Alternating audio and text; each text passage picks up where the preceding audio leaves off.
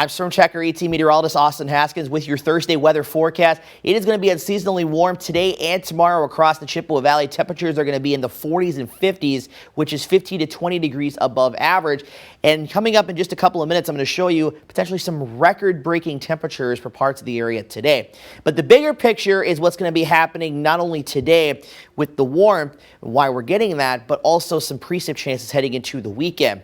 So the system to the west is kind of being responsible for some of the warmer temperatures today.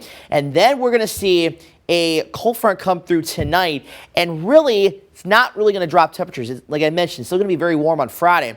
We're just going to get more of a westerly wind versus a southerly wind like we're going to see today. Then a secondary cold front is going to develop. That's what will knock temperatures back down to the 30s into the weekend. Now, the other story is our storm system that's going to be quickly developing down to the south and very quickly moving to the northeast to the Great Lakes overnight Friday into Saturday morning. And we've been talking about this the last several days. It was mostly going to miss us to the south and east, maybe just barely clipping the southeastern corner of the Chippewa Valley. But we've seen in the last few days the model runs kind of shifting it further north and west, which would mean some rain and snow in our region, and then maybe a little bit of some precip on the backside of that low Saturday afternoon into Saturday evening.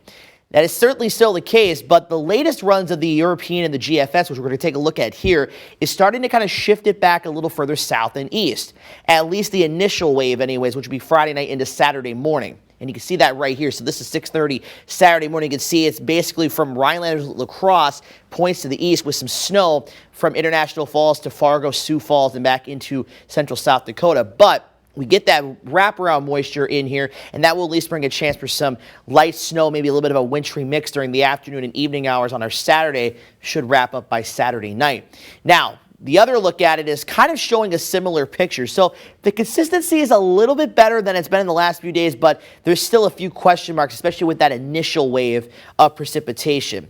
And if that initial wave kind of misses us, then really this is just going to act more like a little bit of a clipper system, just bring in some light snow and a wintry mix and not really cause any major issues, but still could cause at least some slick spots during the day Saturday, because we do fall below freezing into Saturday night, though most of the time we're going to stay at or just above freezing. So the key takeaways at this point, there will be some precipitation chance late Friday night through Saturday night, sometime during that time frame, but it's really dependent on the track of the low pressure, and especially, as I mentioned, kind of that initial wave.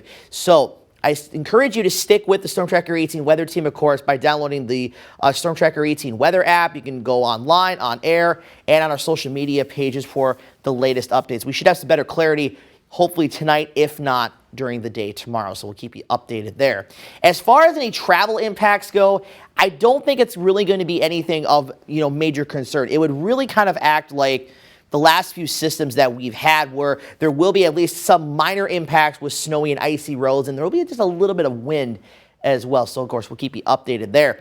The story today, though, the warm temperatures, highs in the mid to upper 40s and lower 50s, which is about 20 degrees above average. Lows tonight are going to be about 15 to 20 degrees above average as well, mostly in the mid to upper 30s. And then tomorrow, maybe a couple degrees cooler in a few spots than today, but very similar to what we're going to see today, tomorrow as well. And records could be broken today, especially in Menominee, Eau Claire, Winona, and River Falls. Now, La Crosse and Medford, your records are still going to be safe.